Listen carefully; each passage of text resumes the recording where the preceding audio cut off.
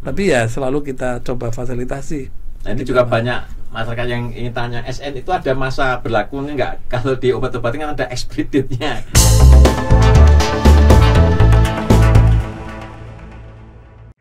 Inspiratif dan unik mengupas tuntas tokoh kesehatan,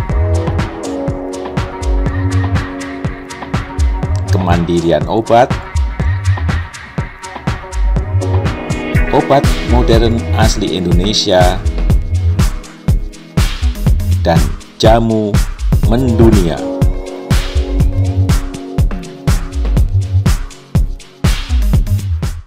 Itu ada nggak SN? Ya, SNI sebagai persyaratan, dokumen SNI sebagai persyaratan itu sebetulnya kaidahnya setiap 5 tahun harus direview, dikaji ya.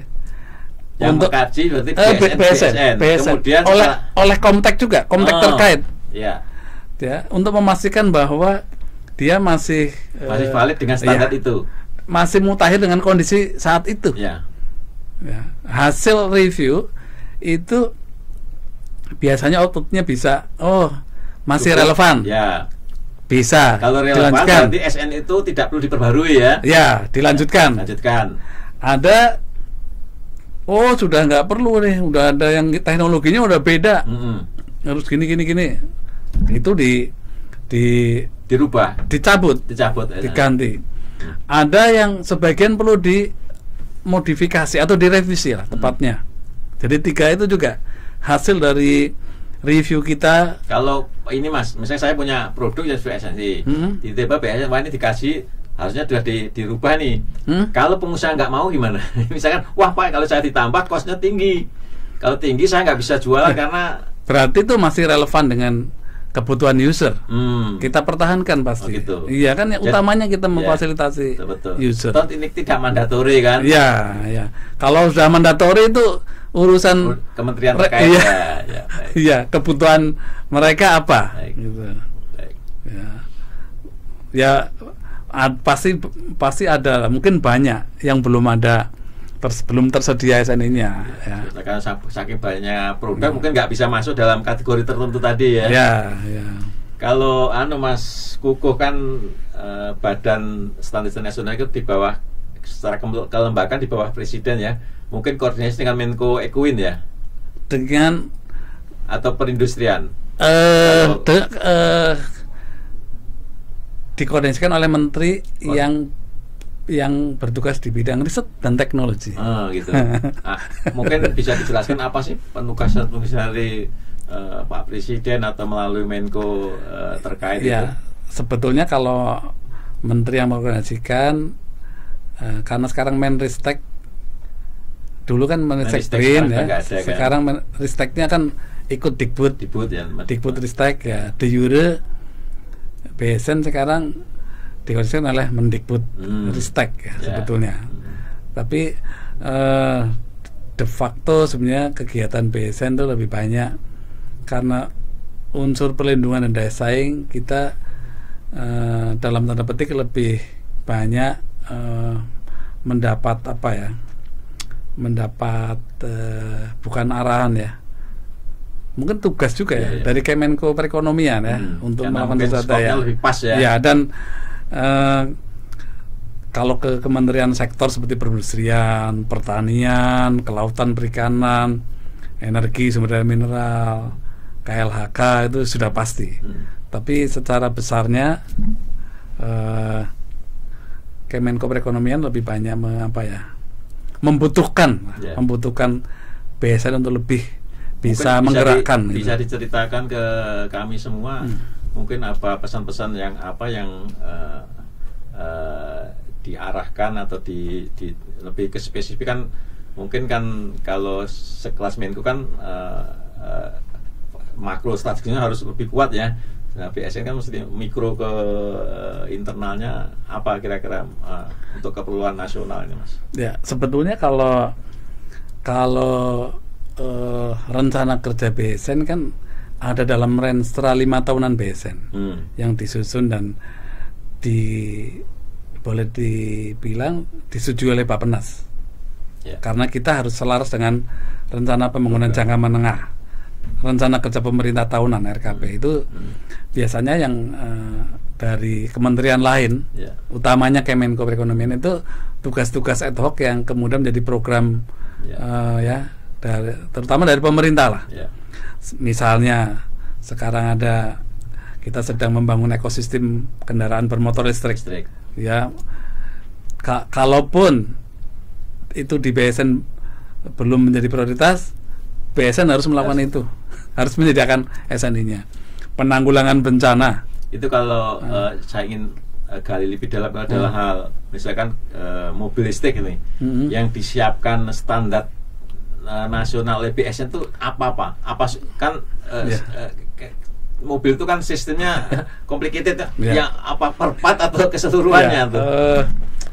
Yang utama baterai satu, yang kedua komponen mobilnya, kemudian sistemnya, termasuk fasilitas SPKLU itu, charging station, stasiun pengisian kendaraan listrik umum ya, SPKLU. Jadi kita nyusun 41 SNI loh. Yang khusus untuk ekosistem kendaraan listrik. Ya. Dan sekarang udah siap atau masih running? Sudah siap SNI-nya. Kan kita tinggal menunggu industri ini. Kalau udah siap ya kita tugasnya juga menyiapkan laboratorium yang kompeten, kan? Karena mereka diakreditasi oleh BSN melalui Komite Akreditasi Nasional. Kita sudah siapkan juga pokoknya tugas-tugas yang kemudian menjadi prioritas pemerintah di tahun-tahun tertentu, walaupun mungkin di dalam rensra BSN tidak spesifik ya. Kita akselerasi. Iya, kita tangani. Sekarang Pak Menteri Parekraf itu sedang gencar untuk pasca pandemi kan, untuk menghidupkan kembali pariwisata. Kita bersama-sama menyusun SNI tentang ini menarik, pemerintah pariwisata ada SNI-nya. CHSE, pernah dengar? SNI-nya bisa dijelaskan Mas? Dari singkatannya bisa mencerminkan kontennya. Cleanliness, kebersihan ya. Kebersihan. Health, kesehatan. S, safety. E, environment. Lingkungan. Jadi bersih, sehat, aman, ramah lingkungan. Itu untuk destinasi wisata dan sarana prasarana pendukungnya, termasuk hotel, termasuk restoran yang sudah ber-SNI. Oh iya, ada Mas Karyanto bisa lihat sekarang restoran. Jadi, ada dulu kan label halal ditempel di tempat-tempat lagi untuk meyakinkan konsumen produk sudah halal. Sekarang ada SNI-nya ada untuk menjamin masalah apa itu tadi, kebersihan, kesehatan, keamanan, ramah lingkungan. Itu sukarela Mas. Pak Menteri Parekraf tidak mewajibkan, tapi saya amati karena program itu mungkin baru setahun berjalan ya, pertumbuhannya cukup bagus dan memberikan istilahnya branding yang bahwa pasca pandemi itu kita hotel, restoran, destinasi wisata itu dikelolanya bersih, sehat, aman, ramah lingkungan. Nah, jadi bahkan ada SNI pasar rakyat tuh Mas. Maksudnya pasar rakyat itu apa? Jadi pasar rakyat ada SNI-nya gitu. Ada. Jadi itu idenya muncul bagaimana tuh? Jadi pasar rakyat ada SNI. Tadinya tuh banyak aturan mengatur pasar rakyat, kebersihannya diatur oleh Kementerian Kesehatan, kemudian terlalu banyak letak-letak bangunannya Menteri PUPR dan terus diintegrasikan jadi satu SNI. Idenya apanya itu ya?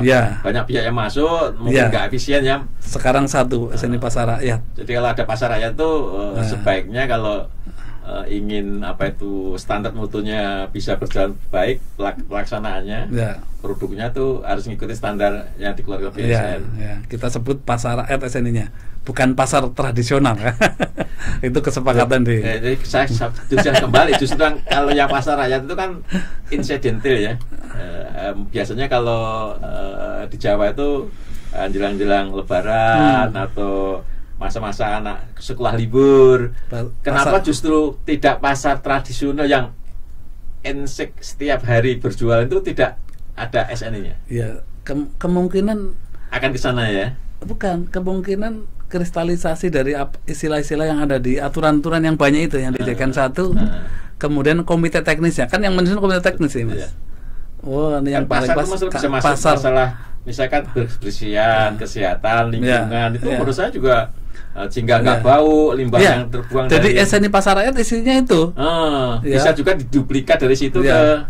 Bahkan kan ada tipe-tipe ya. Kan nggak sama ya, Pasar Rakyat ada yang besar, ada yang mungkin penjualnya hanya 250 pedagang, ada yang 1000 pedagang. Nah, itu ada juga penilaian terhadap ini, Mas, karena kita standar ya, fasilitas tidak, kalau musola, kamar mandi bersih itu udah pastilah. Tapi ada fasilitas timbangan. Timbangan yang terkalibrasi. Jadi itu, kalau Mas Karyanto habis belanja, itu kejujuran pedagang ya. Ya, kalau ragu, ini bawang merah sekilo apa enggak ya? Bisa dibawa ke timbangan itu. Oh, sekilo. Itu pelaksananya siapa, Mas Kuku? Kan sama membayangkan timbangan itu di satu pasarnya bisa puluhan, ratusan tuh. Yang tugasnya kalibrasi nanti siapa itu? Ya, sebetulnya pengelola pasar. Kan yang memiliki yang otoritas untuk itu. Iya, pengelola pasarnya. Sudah, saya jumlahnya lupa. Nanti bisa dilihat di aplikasi barang ber-SNI. Si Bang Beni masukkan kata kunci Pasar Rakyat, nanti keluar semua. Itu seperti apa? Jangan-jangan Pasar Rakyat di dekat Mas Karyanto tinggal sudah SNI. Coba nanti kita lihat. Di daerah mana Mas tinggalnya, Mas? Di Depok. Depok. Pasar Cisalak sudah. Coba besok kita cek ya Pasar Cisalak kan nggak jauh kan? Nggak jauh dari rumah Pasar Cisalak. Itu caranya kalau di web gampang lah muncul. Saya pas kita datang ke lokasi itu harus nanya ke pengelola atau ada satu ikon tertentu yang bisa kita lihat secara mandiri. Apa ditempelin label atau apa? Ada yang ditempelin, ada yang akan merasa sendirilah. Kok beda ya pasar ini. Coba Mas Karyanto harus coba. Kalau di produk harus coba masuk ke pasar. Minuman kan mesti SNI, nomor kodenya sekian. Itu bentuknya sertifikat. Sertifikat mungkin dipasang di harusnya pasar itu yang mengkampanyekan bahwa pasar yang sekeluar itu ber-SNI dengan kelebihan ABCD gitu ya. Sertifikatnya mungkin dipasang di ruang kepala pasar di ruang kerja kepala pasar, tapi Mas Karyanto bisa merasakan, oh ini kayaknya beda nih pasarnya. Oh udah SNI ini. Banyak di Jakarta banyak, di Jawa Barat banyak, di Jawa Tengah, Jawa Timur, Bali, pokoknya Sumatera sudah di mana-mana ya. Tadi saya lihat juga biro umroh dan haji itu ada SNI. Saya juga agak ini Mas Kuku semua di SNI semua tuh. Kalau saya paham gini, jamaah haji itu di dalam satu tahun itu ratusan ribu ya. Saya bisa paham sih bagaimana cateringnya diawasi sehingga tidak hanya gizinya tapi juga harganya sehingga terjangkau oleh masyarakat Indonesia, juga ketersediaannya tepat waktu karena jamaah ratusan ribu itu kan tidak mudah sehingga perlu standar.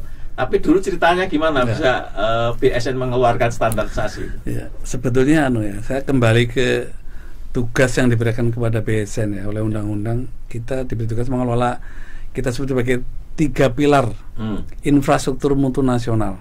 Standarnya, sertifikasinya, dan ketepatan tadi mengukurnya. Ya.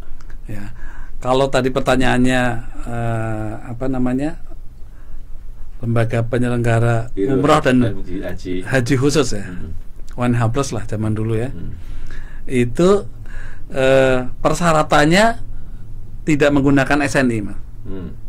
Persyaratan haji khusus yang biro yang memenuhi syarat seperti apa? Menggunakan peraturan Menteri Agama.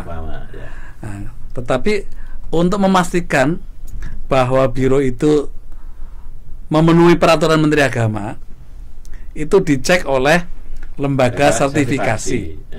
Lembaga sertifikasi itulah yang menerapkan SNI tentang kompetensi sebuah lembaga sertifikasi.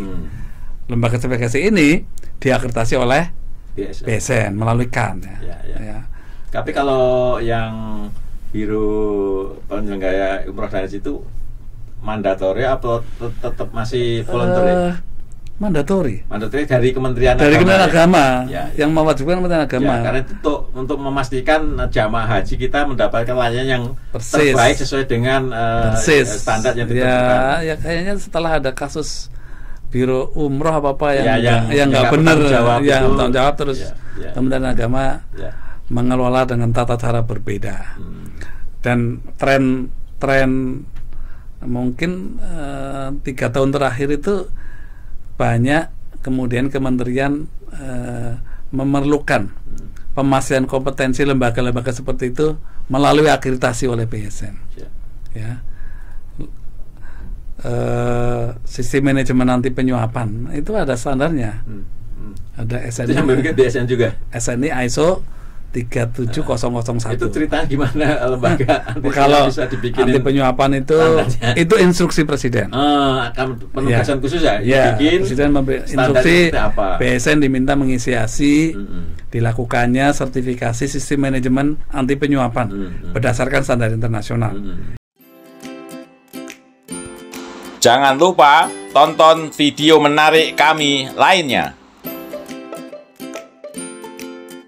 Itu kalau nggak salah tahun 2016 ya, instruksi pertama lah. Kita pasti kita memerlukan waktu untuk mengembangkan. Sekarang sudah berjalan, artinya suatu organisasi bisa menerapkan ISO 37001. Itu diterapkan utama di lembaga kepemerintahan ya. Pemerintah, BUMN, swasta, semua relevan menerapkan. Kalau swasta mungkin karena voluntary, kalau pemerintah mungkin mandatori. Karena menyangkut uang rakyat. Dan sertifikasinya sampai hari ini masih voluntary. Tetapi khusus Pak Menteri BUMN itu mewajibkan. Jadi semua perusahaan BUMN harus ada SNI untuk 37001. Ya, yang mewajibkan Pak Menterinya, bukan BSN. Ya. Banyak kalau diceritakan. Jadi saya membayangkan ini tim Mas Kukuh ini kan tiba-tiba dapat tugas khusus, barangkali bagaimana ini misalkan ada tugas khusus yang belum ada benchmark standarnya, itu cara membikinnya gimana biar punya standar yang terukur itu? Ya, karena mungkin sudah sering seperti itu, jadi kita sudah punya punya strategi cara yang tercepat untuk mengawali menyusun persyaratannya, termasuk benchmark dengan luar negeri ya. Dia sudah punya. Sayangnya kadang tidak semua eksis di luar negeri ada. Umroh ya nggak ada yang disertifikasi, kemudian apalagi ada lah yang lain itu. Kalau tadi saya nyebut juga yang apa itu untuk orang ini apa? Sertifikasi person. Itu gimana itu ceritanya? Ya, itu ada SNI untuk. Ya itu tugas dari Undang-Undang 20 2014. Bahwa BSN juga mendapat tugas menyusun SNI di bidang personel. Ya. Kalau ada SNI-nya pasti ada urutannya nanti karena diterapkan diperlukan sertifikasi.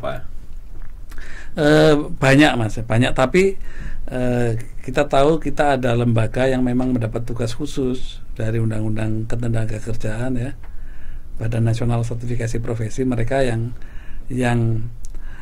melakukan ya. Sering banyak pertanyaan sebenarnya ke saya, nggak tumbang tindih itu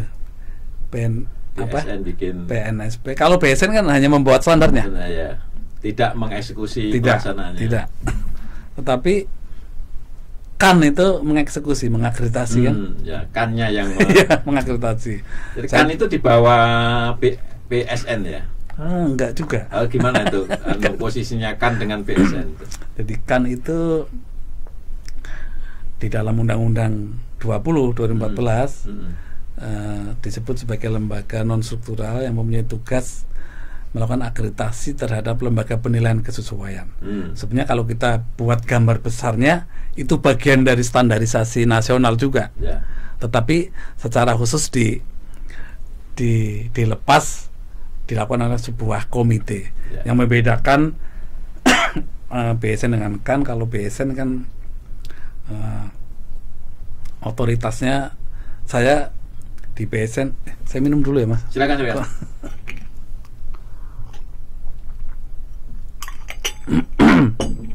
Terlalu sulit-sulit nih pertanyaannya. Apa terlalu semangat menjawabnya? BSN dipimpin seorang kepala ya. Jadi kepala itu kan satu orang.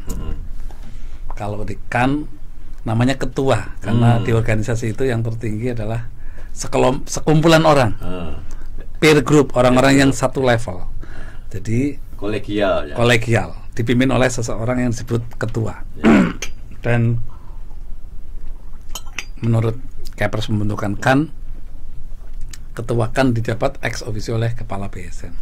Tapi di KAN kan saya sebagai kepala BSN berpartner dengan wakil-wakil stakeholder. Ada yang wakil pemerintah, industri, kemudian para pakar dan sebagainya.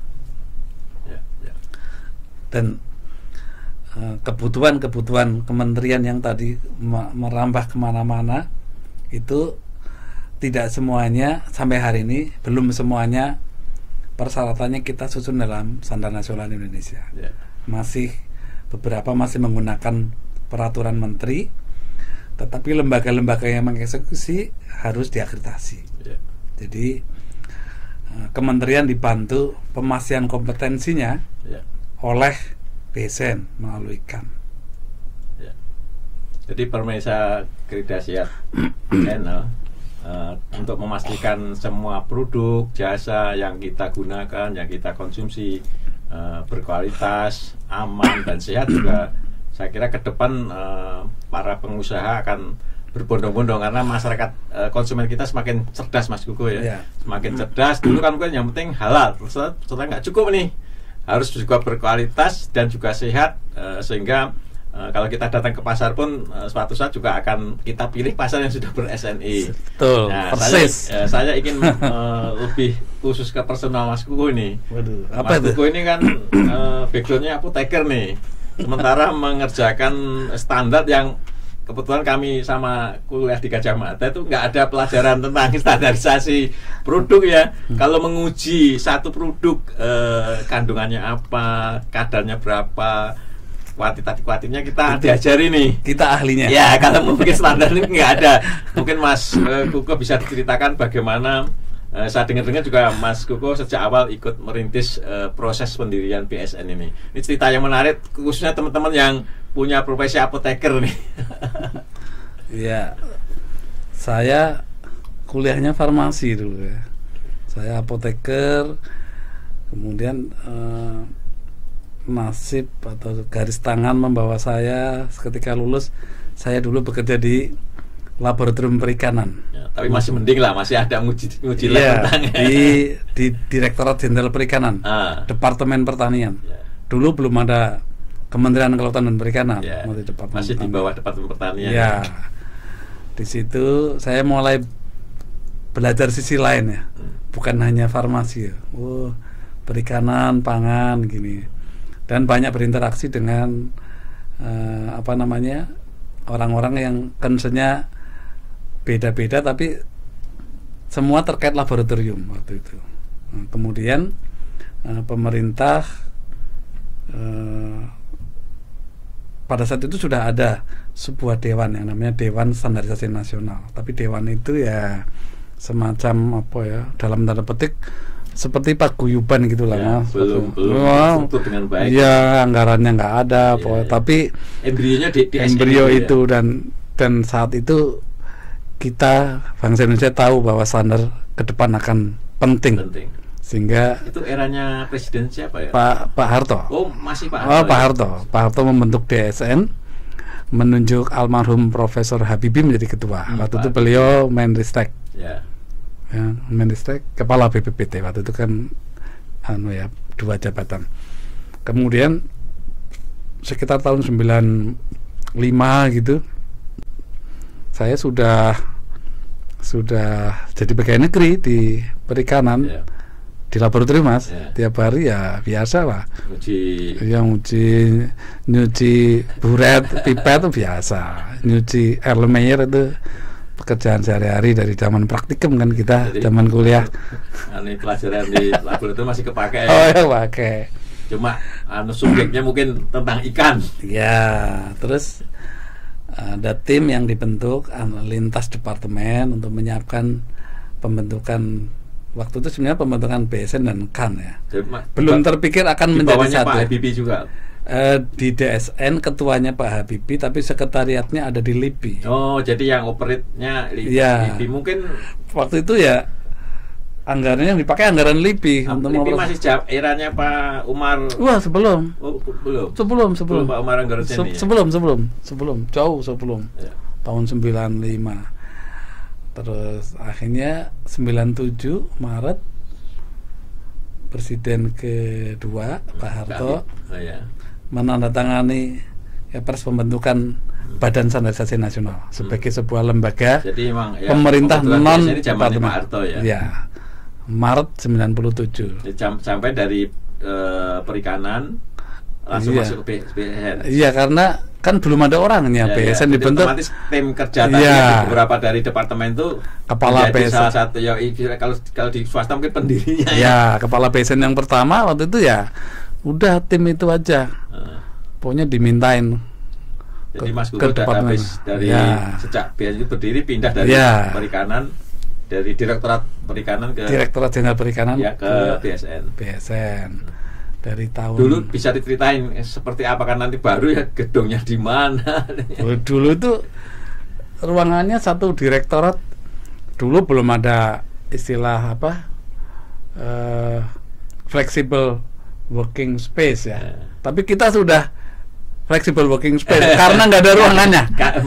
Karena terpaksa ya. Iya, satu meja ini semeja sama direkturnya depan-depan. Berarti itu di kantornya LIPI? Di LIPI. Oh, di LIPI. Jadi di Sasana Widya Sarwono di Gatot Subroto. Daerah dekat Polda ya. Polda Metro ya. Iya. Jadi memang awal berdiri secara office ya. Bertempat di LIPI. Ya, saya berkantor di sana. Ya. Itu sampai tahun berapa, Mas? Di sana nggak lama. Mungkin setahun ya.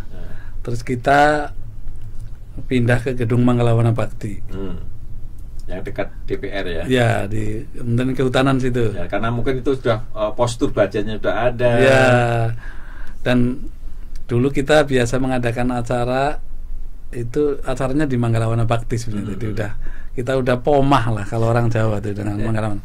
Kita sewa di sana 15 tahun ya.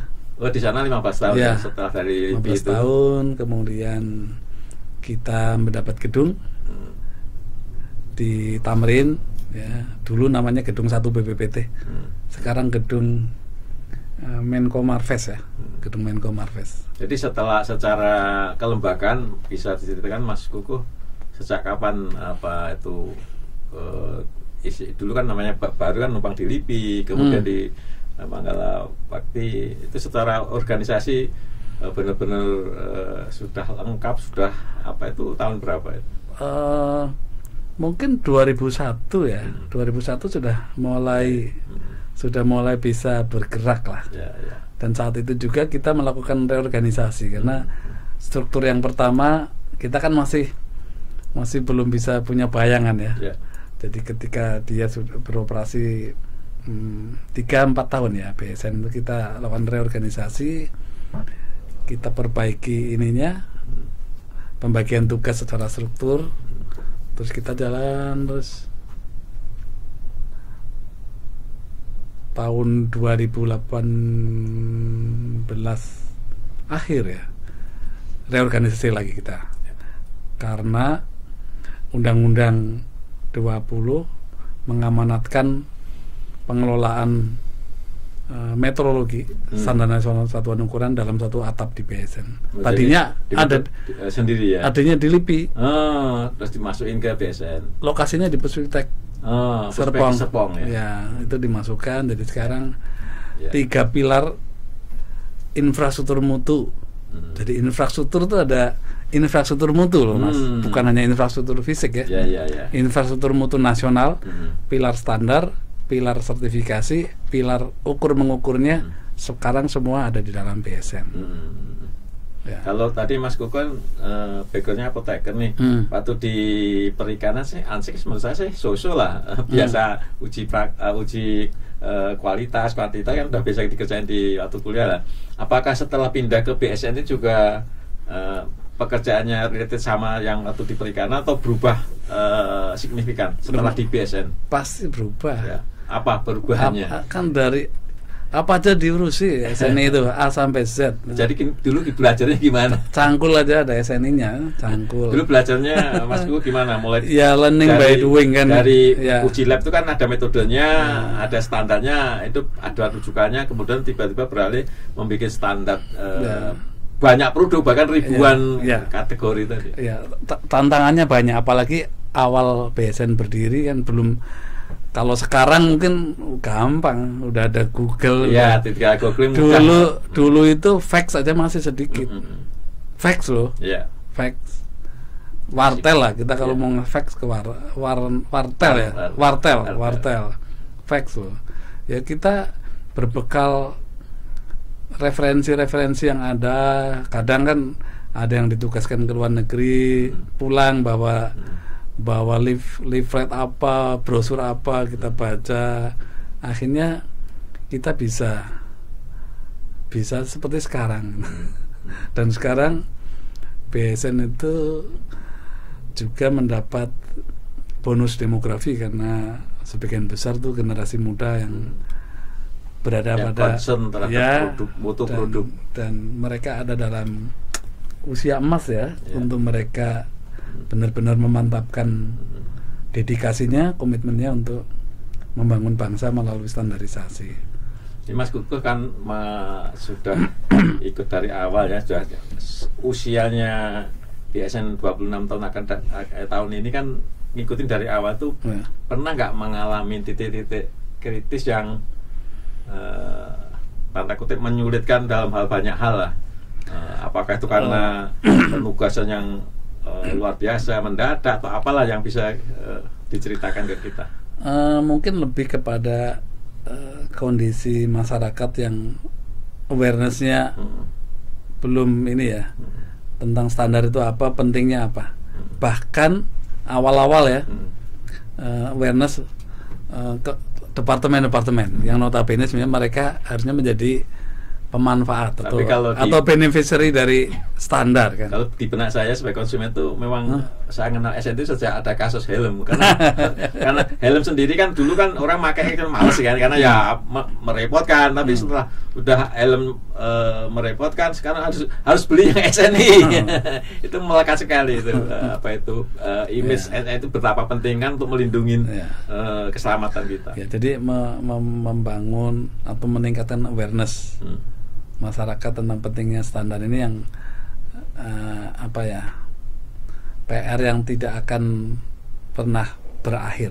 Jadi harus selalu kita handle dari waktu ke waktu ya. Dan saya mungkin berani mendeklar sekarang yang menerapkan SNI, kalau awalnya tadi kan diwajibkan, sekarang yang sukarela sudah tumbuh lebih banyak daripada yang kesadaran masyarakat produsen, karena tuntutan masyarakat juga nanya kan sudah SNI belum. Nah, itu juga menumbuhkan para pengusaha yang awalnya volunteer menjadi wah saya kalau nggak label SNI produsen nggak laku. Atau di sisi akreditasi laboratorium misalnya ya Mas ya. Laboratorium yang melakukan analisis pengujian kalau akan untuk menyatakan kesesuaian terhadap SNI kan harus diakreditasi oleh KAN ya. Tapi kalau tidak kan tidak wajib. Jadi akreditasi adalah sukarela dasarnya. Di laboratorium agak berbeda kasusnya.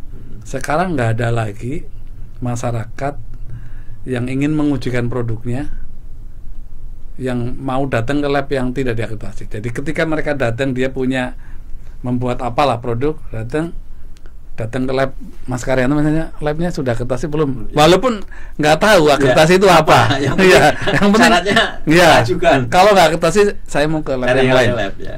Sudah menjadi kebutuhan masyarakat. Persis, itu menjadi benchmark kita yang paling Ya, memang ada yang didorong karena regulasi ya. Ya, gitu. Kalau kita bicara lab lingkungan, mereka karena diwajibkan Wajibkan. oleh Menteri Betul. KLHK. Betul. Kita yang mengeksekusi. Iya, iya. Menurut saya juga memang harus diharuskan karena itu untuk menjaga kesehatan keamanan masyarakat secara umum gitu loh. Mas Kukuh, kita akan ingin tahu nih kiat-kiat apa Mas Kukuh dalam memimpin, mulai dari dulu kerjaannya di lab seperti waktu mahasiswa, sekarang jadi orang nomor 1 BSN, itu tentunya punya satu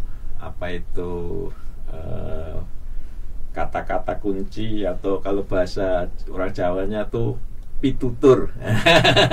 Bahasa Indonesia mungkin wisdom apa yang bisa kita ambil sehingga teman-teman yang menonton video Gridasyat Channel itu bisa menjadi inspirasi. Sebenarnya berawal dari Mas ya. Cita-cita saya itu sederhana. Saya itu hanya ingin menjadi orang baik saja. Udah. Berawal dari situ, cara saya kalau boleh saya sebut mengatur organisasi, memanage itu saya sangat egaliter. Saya tidak pernah mengambil jarak dengan teman-teman dari yang level deputi itu kan mereka kan eselon 1 selevel dirjen gitu ya, sampai ke OP. Dalam hal hubungan kemanusiaan, saya anggap saya berkomunikasinya sama dengan mereka. Tetapi yang terpenting buat saya adalah target kinerja ya, harus dipenuhi. Tapi saya selalu juga mengingatkan kepada generasi milenial atau apa namanya ya, yang muda gitulah ya, bahwa etika tetap harus dijunjung tinggi ya. Karena kita orang timur, jadi nggak boleh juga kita ngelunjak lah gitu. Kalau egaliter, tapi terukur, egaliter yang terukur, kinerja tercapai, suasana kerja nyaman. Saya rasa semua pegawai BSN nggak ada yang takut sama saya. Mas Karyanto bisa cek ke siapapun. Itu resep saya karena saya mengalami masa-masa saya menjadi staf yang mau ketemu kepala seksi aja takutnya bukan main. Jadi pengalaman dari direktur saya nggak pernah ketemu. Eselon 2 saya nggak pernah bisa ketemu, nggak akan ada waktu. Jadi ada perubahan birokrasi yang Mas Kukuh perbarui dari pengalaman dulu. Yang menurut Mas Kukuh kurang bagus, kita dirubah gitu ya. Itu yang saya tanamkan di teman-teman BSN. Tapi tidak boleh lupa, kita adalah lembaga pemerintah yang mendapat tugas dari pemerintah, dibiayai oleh pemerintah, diberi target oleh pemerintah. Maka itu harus kita capai. Tapi caranya tidak harus dengan terlalu birokratis, terlalu sulit, terlalu macam-macam ya. Kalau ilmu dari kampus nih, apa yang masih kepake sebagai kepala BSN? Yang pasti laboratorium lah. Penguasaan metode. Saya itu pertama bekerja di BSN, saya kan di kepala BSN yang pertama nanya dulu, Anda kerjanya di mana? Di laboratorium. Oke, kamu ngurusi akreditasi laboratorium. Saya belum tahu akreditasi itu apa. Suruh belajar sendiri. Tapi setelah saya baca-baca, oh ini akreditasi, dan saya merasa bekal ilmu mungkin untuk saya harus berterima kasih banyak kepada para guru saya di Fakultas Farmasi UGM yang mengajari saya tentang analisis kimia terutama kimia kan. Itu saya kemudian harus menilai laboratorium karet. Nggak ada hubungannya dengan hubungan obat. Tapi saya lihat sebentar dari prinsip-prinsip saya belajar di farmasi, saya tahu bisa diterapkan di situ. Bisa tahu. Kemudian mau lab apa aja, karena mungkin 40 lebih mungkin 100 laboratorium pertama yang diakreditasi itu saya sendirian yang melakukan. Yang menyusun benchmark, yang menilai, menilai mutu mereka ya. Mungkin saya berpikir sendirilah, gitu. Dan itu lab itu dimiliki oleh pemerintah, oleh BUMN, oleh swasta. Saya datang ke lab, boleh disebut ya, lab Pertamina. Saya lihat menggunakan. Ya, saya lihat, oh gini, tahu saya, karena belajar analisis kimia analisis di kampus dulu. Prinsip-prinsipnya saya pegang, oh gini.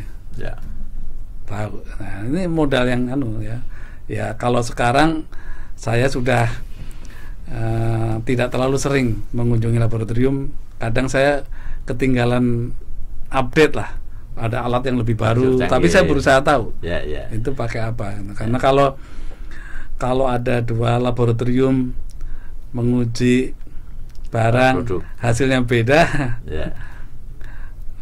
kalau dua-duanya diakreditasi oleh kan saya harus bisa memberi penjelasan kenapa.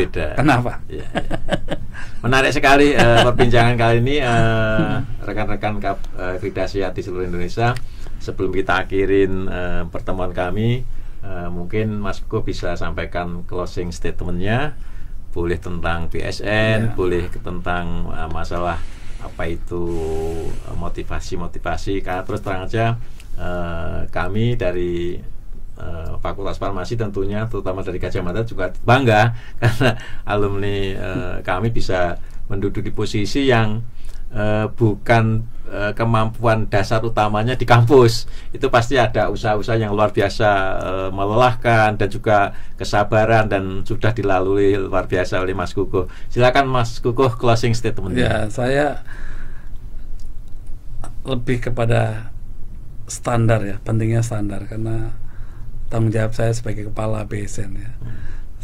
Yakinlah bahwa standarisasi itu penting ya untuk menghadapi masa-masa yang akan datang ya. Oleh karena itu BSN selalu mengakomodasi kebutuhan para pemangku kepentingan di Indonesia, stakeholder, akan SN-SN yang diperlukan untuk kita susun untuk memberikan perlindungan kepada kita semua, dan juga untuk memberi kontribusi untuk peningkatan daya saing nasional ya.